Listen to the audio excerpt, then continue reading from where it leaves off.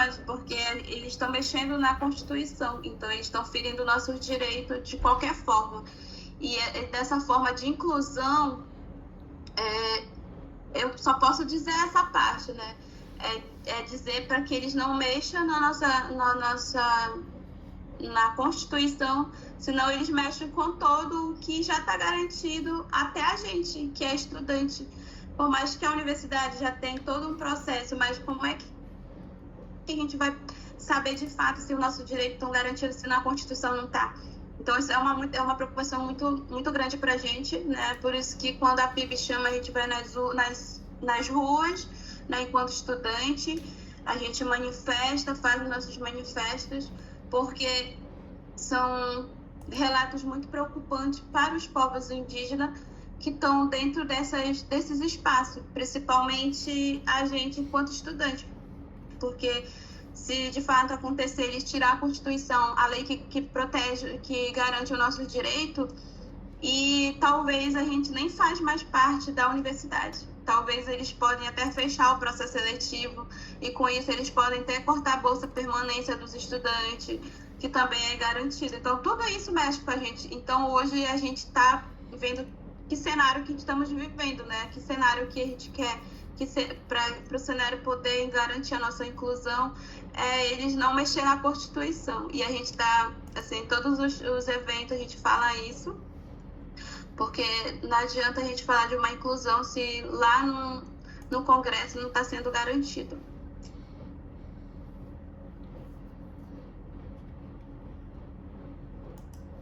Pode fazer uma pergunta, Ingrid. Os caras, que eu faço? Pode ser. Posso fazer ou tu faz? Pode. E a Pia, né? A Pia hoje, ela tem parcerias, ela tem alguma ajuda? Como é que vocês mantêm ela? Quais recursos? Qual parcerias que ela faz para manter, né, ela de pé? Você já falou que foi por conta da luta de muitos estudantes, mas me explica mais. Hoje, a API, ela recebe ajuda, ela tem parcerias. Você falou do Sebrae, né? Tem outras. Me fala mais um pouco em relação à API, né? A PIA-UFPA, ela é uma entidade que foi criada para acolher e a permanência dos estudantes indígenas, que vêm de vários estados, né?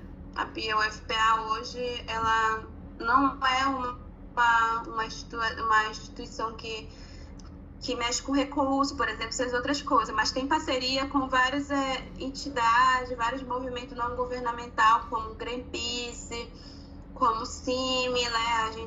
Nós, enquanto gestores, a gente está tendo bastante esse diálogo de promover ações junto a essas instituições.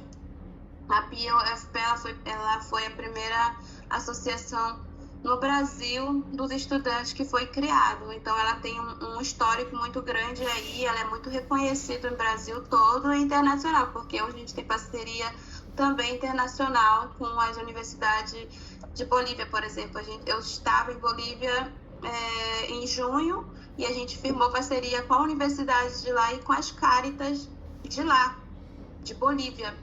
Então a gente tem, por exemplo, vai ter o encontro dos estudantes agora em Brasília, o ENEI, e a gente, eles ajudam com as passagens, com a alimentação, e a gente tem essas parcerias assim, mas ela é uma associação também que tem essas, de promover bastante ações, eventos e tudo. Uhum. Hoje, a gente sabe que dentro do território, né, de vocês, vocês enfrentam muitos desafios em relação à questão da entrada, né, do garimpo, garimpo ilegal, dessas questões assim que são nocivos, né, para a população de vocês. E o que isso impacta, né, na cultura, na questão da educação? O que vocês, como é que vocês lidam com isso? porque realmente faz com que vocês tenham uma reação, né? E como é que vocês lidam com isso? Como é que vocês veem isso daqui, né? Porque a gente vê muitas queimadas, a gente vê essas demandas ambientais, né? Extrativistas, elas impactam, elas geram um impacto, tanto no meio cultural, que depois vai se estender para a parte educacional e depois do trabalho, né? Então me fala dessa questão, dessa realidade, entendeu? Me fala um pouco disso, Josi. O que você tem a me dizer? Falar das mudanças climáticas é uma pauta bem sensível, que hoje a gente vem enfrentando bastante dificuldade mesmo, e com a relação disso, como você acabou de dizer, né? Acho que vocês acompanham as grandes queimadas, hoje o Brasil todo foi tomado pela fumaça, né? E há muitos anos, um período atrás, a gente está lá gritando, dizendo que vai acontecer o que os nossos ancestrais já falam, né? Os pajés sempre diziam que hoje a poluição ia tomar o Brasil.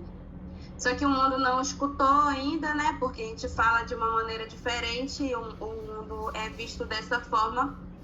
As fumaças tomaram conta do Brasil, e isso prejudica bastante as crianças, né, que estão dentro dos territórios, porque além da gente, enquanto ser humano, sofrer, a nossa natureza também sofre, porque a gente não fala somente por nós, a gente também defende os seres sobrenaturais que estão dentro do meio ambiente, né, que estão dentro da floresta, assim como os animais. E para quem vai de avião, sempre acho que a Amazônia ela é linda pela foto de lá em cima, mas quando tá lá embaixo, é muitas queimadas, né? E a questão das mudanças climáticas tem nos afetado bastante, principalmente com a nossa alimentação também. É que hoje eu vou trazer mais um exemplo do Amapá. Hoje os povos indígenas do Amapá, eles enfrentam uma questão muito séria com a questão da alimentação, que foi da produção da farinha, que a gente depende muito da farinha. Além de a gente tirar o nosso próprio consumo, a gente também vende e tudo. Só que hoje nós não temos mais a mandioca, ela não se produz mais no nosso estado, né? Os povos indígenas do Oiapoque sofrem muito com isso, porque hoje a gente depende do governo para comer farinha, por exemplo. A farinha para nós era uma questão que a gente produzia, vendia bastante e abastecia os mercados no São Jorge, que é na Guiana, e também no município, que é o mercado de Oiapoque. E com isso, com essas mudanças climáticas, a gente perdeu a produção de mandioca, de manivas, né? E a gente não tem mais, a gente perdeu essas roças. E com isso, a gente depende do governo para comer farinha. E a gente sente falta do nosso beiju, né? Que a gente não tem mais. E tudo isso foi modificado através das mudanças climáticas. E não é diferente de outros povos, por exemplo, que estão com a questão da invasão de garimpos, né, nos territórios, que eles enfrentam invasão, as mulheres, as nossas meninas são estrupadas, são levadas à morte, por exemplo.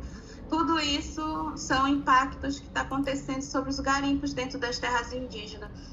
E até então, vocês assistiram no jornal, acredito que foi no início de 2023, o impacto que aconteceu com os povos, com o povo Yanomami, né? Que aconteceu, foi no início de 2023.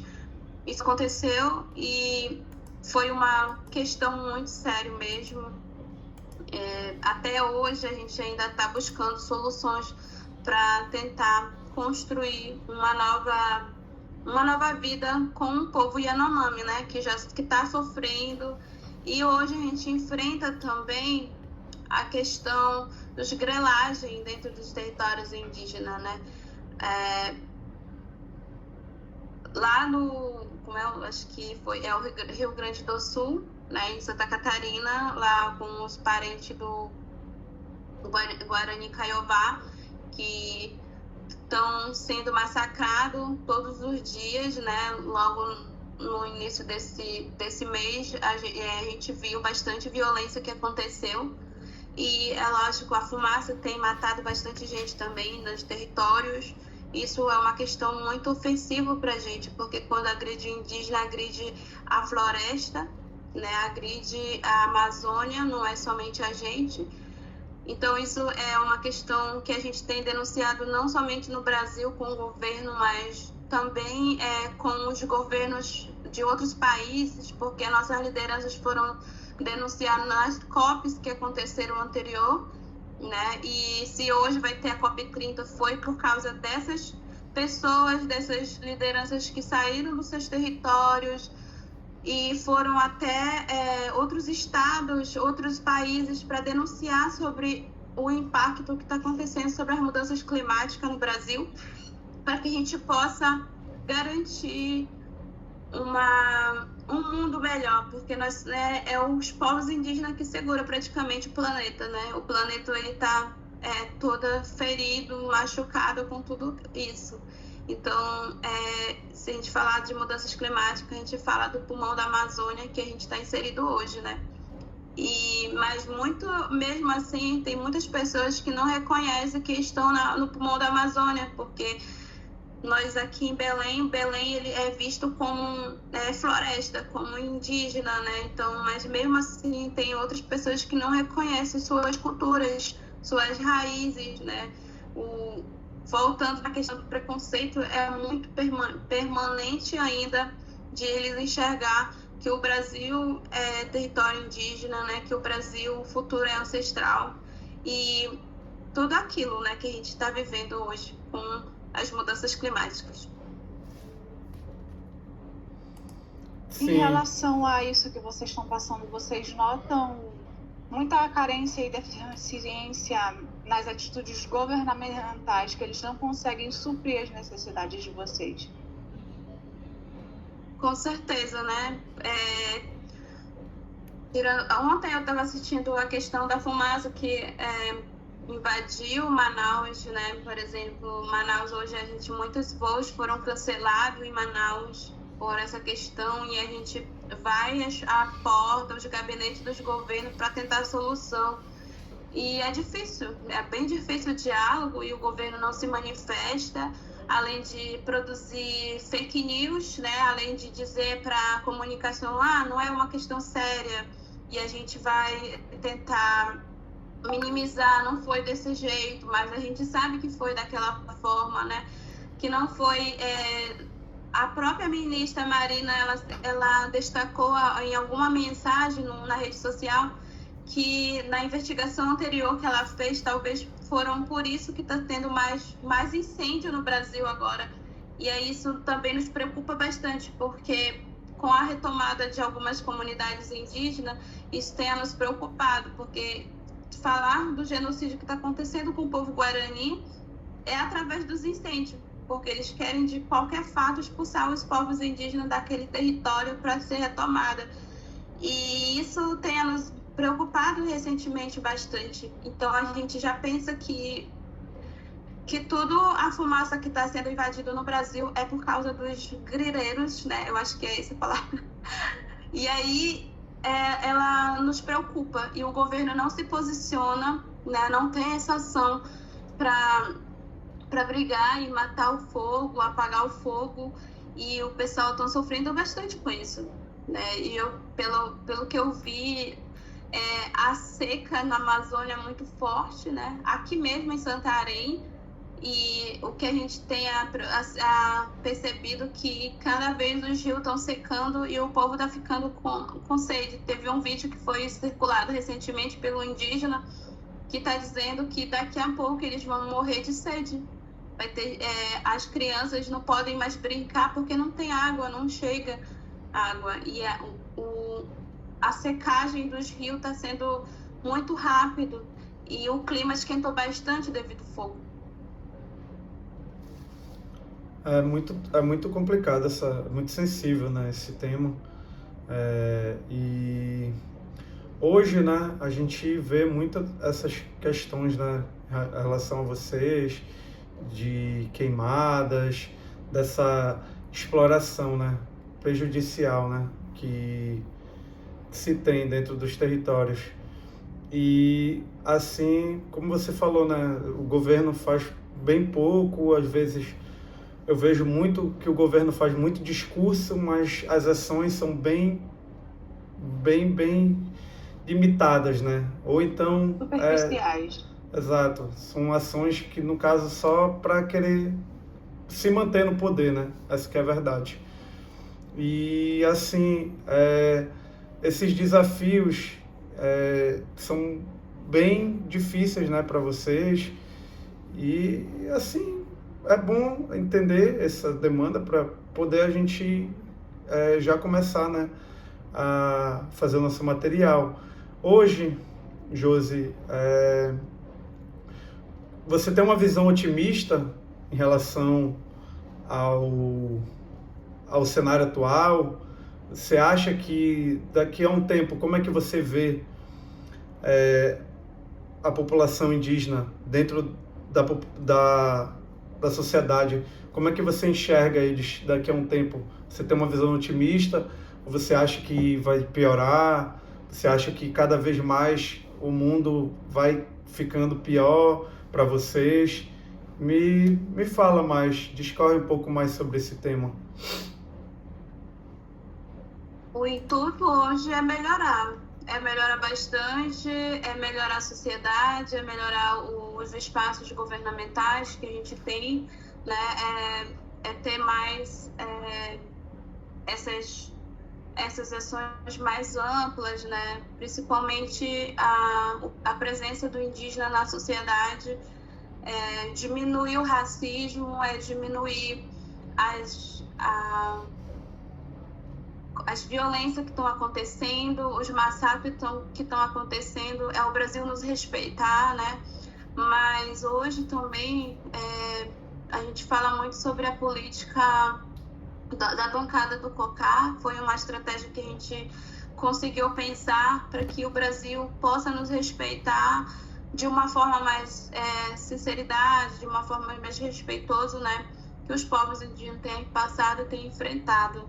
Eu, enquanto Josi, acredito que daqui para frente vai melhorar bastante se o governo nos ouvir, se o governo demarcar as terras indígenas, os territórios, né, as aldeias que ainda não foram demarcadas nem homologadas, e que eles conseguem vetar o marco temporal, né, também, que é uma questão muito séria, que mexe na nossa Constituição e que fere os direitos dos povos indígenas do Brasil. E não somente os povos indígenas do Brasil, mas de todos os povos indígenas nacional e internacional também, que depende da Constituição. E acredito que vai melhorar bastante, mas com toda sinceridade do governo, com todos a Câmara, que são dos cenários que estão voltando hoje nos direitos dos povos indígenas, nas leis que falam sobre a demarcação de terras indígenas, né? Então, se realmente for vetado o marco temporal, a gente vai vencer uma grande ameaça das nossas vidas, né? Porque a gente sabe que o marco temporal ele incentiva muitos conflitos nas terras indígenas, e com isso a gente pensa, se daqui para frente for enterrado um marco temporal e a gente avança no mundo que a gente quer viver, um mundo mais liberdade, um mundo mais ampla e livre. Sim. Josi, vai ter um evento aqui na cidade de Belém, no estado do Pará, que é a COP30, né? E para você, o que você acha que esse evento vai trazer de bom para a população indígena? O que você tem? Você olha esse evento como com bons olhos, que vai vir boas ações em relação a isso? Ou você acha que vai ser só mais uma reunião política para, sei lá, ficar fazendo discurso e depois ir embora e não fazer ações? Então, a COP30 é um evento Bom, pelas ações que eu participei, alguns eventos dentro da sociedade e participação com indígena para exatamente trazer as pautas da COP30, a gente vê que o povo, a população não está preparada, né? Porque a gente já pensa numa pós-COP30, quais são os causos que esse evento vai deixar para a população, porque só agora a gente percebe que o governo está fazendo algumas ações dentro da sociedade, dentro da cidade metropolitana, né, com tirar algumas árvores, plantar outras árvores, tentando fazer bastante coisa, e se não terminar até esse ano, acredito que eles vão falar sobre COP30, mas vai ficar esses causos aí que a gente vai viver depois da pós-COP30, né? Porque vai ser aqui em Belém, e eu estava acompanhando ontem, fui para o estágio, e eu vi que a sociedade toda, eles estão mexendo em todas as obras do estado, no município, e isso é uma questão muito séria mesmo, sabe? Que a sociedade civil tem que vigiar esses direitos, né? Porque é feito pelo governo, com parceria do governo, né? Do governador e do presidente, e de outros presidentes também que vão vir sentar, né? Então a gente vê que a COP30, além de vem pautar sobre a questão das mudanças climáticas, que vai falar sobre a sustentabilidade dos povos indígenas do Brasil todo, mas a gente também se preocupa com a questão que eles vão deixar, quais são, porque as grandes transportações de produtos são daqui do Brasil para outros países. Então a gente está muito preocupado, né? Será que eles vêm só ver o Brasil como está? Será que eles vêm ver o Brasil para ser explorado de uma outra forma de novo? Então isso é uma questão muito preocupante. Além deles vir sentar e conversar com os povos indígenas e com a sociedade civil, né, de todo o Brasil. E nós não sabemos até agora a programação que isso vai se tratar, porque nós enquanto estudante, a gente está tendo algumas baixadas de conferência, a juventude está se organizando, inclusive eu participei com a Tapie de uma pré-RECOI que aconteceu aqui, né, que fala também sobre as mudanças climáticas, que fala também sobre a COP30, né, e já estão se preparando para a COP30. Então, os grandes movimentos, eles estão tratando tudo sobre a COP30 hoje. Só que até no momento ninguém falou como vai ficar a COP30 no mês que vai acontecer. Ninguém pautou ainda sobre a mazela que vai acontecer depois da COP30. Então isso é uma preocupação muito grande, porque a gente tem expectativa que vai trazer um evento que vai trazer e abrir o olho do presidente, do governo, de todo o pessoal que está no governo, mas também que pode ter sequelas no estado, no município e nos territórios. Então, a gente está muito preocupado com essa relação de trabalhar, de ver que os países vão se reunir para debater sobre as mudanças climáticas, mas de qual forma eles vão solucionar esses problemáticas que estão acontecendo hoje. E a gente não tem essa pauta ainda. São pautas que nós estamos elaborando para trazer antes dos países se reunir, né, que eles vão tratar. Então, é uma questão que nos preocupa bastante enquanto estudante, enquanto indígena, enquanto militante mesmo do movimento indígena. E não é só eu que está debatendo, mas sim é um grupo de pessoas, né, os movimentos sociais estão se reunindo. Se vocês foram perceber que esse ano está tendo muito evento aqui em Belém, exatamente para essa COP30, né? A SEBRAE, ela entrou em contato para fazer as ações, todas as ações que estão acontecendo hoje, é tudo para a COP30 mesmo, né? De como a sociedade pode estar preparada para receber a COP30. Uhum. Em relação, você tinha dito anteriormente que é importante que vocês tenham voz ativa na política, na tomada de decisões. Fale mais sobre o assunto. Que é importante que vocês tenham a sua própria voz nas decisões políticas de vocês, que envolvem vocês. Então, essa é uma questão muito... olha, tá aparecendo aqui, reunião termina em 15 minutos, não esqueça. Apareceu para mim também. E aí é uma questão assim que, quando eu falo que nós temos que ter uma voz ativa, é de eles não decidir por nós. De quando se fala dos povos indígenas, então tem que ser construído com os povos indígenas, porque os povos indígenas não têm a solução, né? Nós somos a solução praticamente de impedir para o mundo, né? Que está acontecendo hoje sobre as mudanças climáticas, por exemplo. Há muito tempo nós estamos falando que vai acontecer crises climáticas e a gente precisa de justiça climática. Só que o mundo não ouve isso, né? Eles não escutam, não, porque a gente precisa derrubar mais floresta, mais árvore, por exemplo, queimar mais a natureza, o meio, as vastas, para que a gente possa chegar ao momento quando eles falam na questão de um mundo parar. Quando o mundo parar, aí sim eles vão dizer, não, os povos indígenas estavam certos. Então, quando a gente fala isso, é uma questão que a gente já tem essa vivência, porque, como eu disse, nós não defendemos somente a gente enquanto ser humano, a gente defende os seres sobrenaturais. Então, a gente tem dois mundos, a gente vive em dois mundos praticamente. A gente vive no nosso mundo enquanto ser humanos e a gente tem os nossos pajés que já estão com essas visões do outro mundo, porque a gente tem os nossos seres sobrenaturais, os nossos ancestrais, né? As nossas entidades falam isso.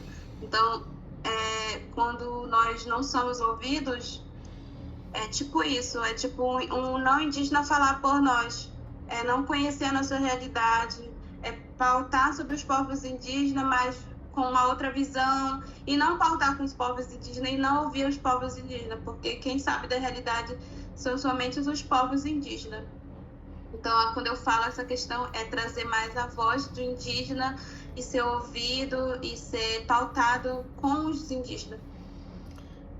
Verdade. Olha, Josi, e é bom esse ponto que tu tocou, porque eu acho que também a questão desse extrativismo, ela tem uma questão cultural com a colonização brasileira, né? Como foi feita a colonização brasileira através do extrativismo, colocar a parte econômica acima de tudo, né? Acima dos povos que estavam aqui, e começou lá desde os primórdios, né?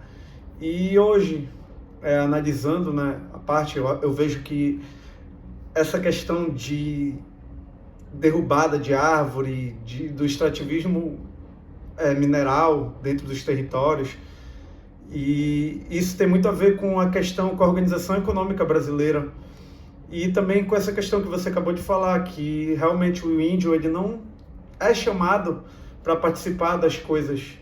Ele tá ali, mas não tá, né? E hoje em dia, o que tu acha, assim, economicamente, que seria viável e que o índio podia participar? Porque eu acho que tem muito disso para a questão de continuar com essa parte de grilagem, de querer derrubar árvore para colocar boi, para colocar soja.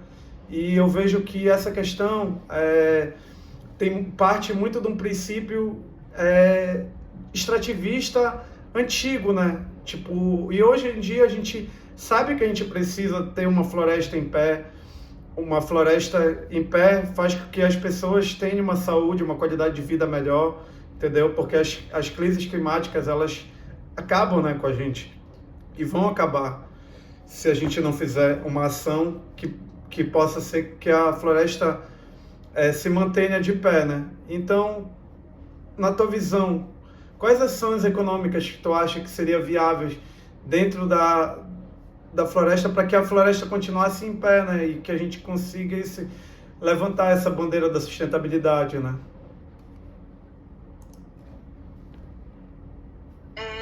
A gente tem uma ação hoje com o Greenpeace, né? A gente está fazendo algumas mobilizações para pautar sobre isso, né? Para manter a floresta em pé.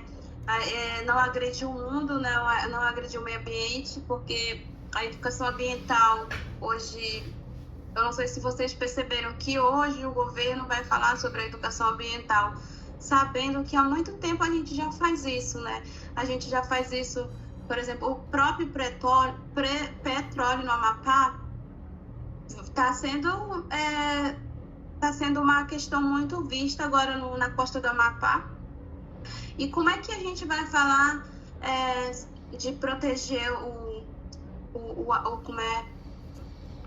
meio se a gente mesmo não ajudar, né, a questão das mobilizações? Hoje está tendo os grandes projetos que são feitos pelos grileiros, fazendeiros, né? Então eles estão trazendo tudo essa questão de poluição para o meio. Então, hoje no Amapá, a gente está tentando barrar a questão do petróleo, mas não está sendo ouvido, não está sendo construído com a gente, né? A gente foi consultado, sim, os povos indígenas foram consultados no Amapá, mas não aceitamos a questão da exploração do petróleo. Mas aí, o povo do petróleo vão lá, eles vão fazer, né? A empresa está lá, tá construindo, querendo ou não, eles querem tá trazendo esse projeto para lá. Eles já estão lá, já fizeram um mapeamento, já foram fiscalizar, né? A embarcação estava lá instalada, e aí eles querem...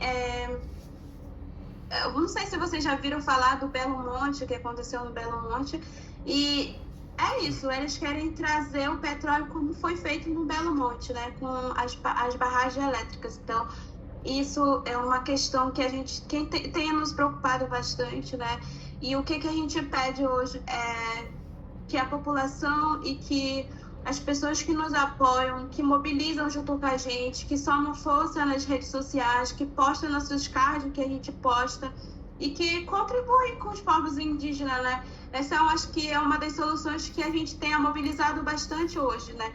É a questão de trazer a população, mostrar para a população essas cards, porque muitas vezes hoje o pessoal não sabe, eles falam assim, mas tipo, eles pensam que é uma coisa boa, mas não é uma coisa boa. Isso vai afetar bastante, não somente o Amapá, mas acredito que Belém e Amazonas, acho que o Brasil todo, né? Onde passam os rios.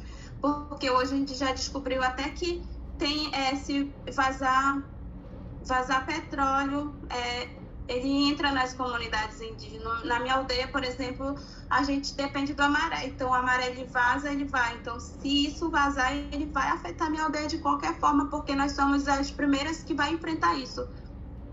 E depois as populações de outras regiões e o município, né, que a gente depende do amaré para sair, para ir para o território e para entrar no território.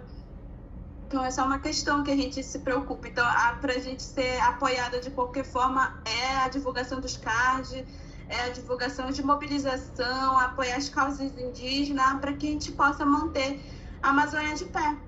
É parar o fogo, mas a gente não tem solução de como a gente vai parar, porque está tomado, o Brasil está todo incendiado de fogo, né? E a gente sabe que isso é uma grande preocupação. E a gente tenta mobilizar o Brasil dessa forma, incentivar, ajudar, porque a gente não sabe nem mais para onde ir. A gente já nem confia mais, sabe? A gente já tem até medo e a gente não sabe. Por exemplo, eu tô aqui, mas eu não sei se eu volto pro meu território ou não. Ontem eu conversei com meus pais, aí eles falaram assim, eles têm muito preocupado comigo, porque eu tô na gestão da PIA, então eles falam assim, a gente já te entregou na mão de Deus, porque, tipo, a gente tem muito medo de te perder por causa das ameaças, né? Que hoje a gente enfrenta bastante ameaça, nós somos muito ameaçados por ser defensoras das causas indígenas, e temos três lideranças que foram ameaçadas recentemente e que são estudantes indígenas também. Então a gente fica muito preocupada com isso, né? Então, tipo assim, são coisas bem sensíveis, pautas que eu tô emocionada porque, tipo, eu tô lembrando de uma pauta que um estudante falou para mim que era para manter a vida dele e não dizer que ele era estudante dentro da UFPA, mas sim e para ele ter mais uma vida segura, porque ele está sendo ameaçado e perseguido por defender o povo dele. e defender essas lutas, né? Então é isso. Considerações finais, assim, que já estão... O que você tem, assim, para o futuro, assim, que você quer que a APIE represente no futuro? Me fala mais e tem 5 minutinhos, né, pra gente falar um pouco mais.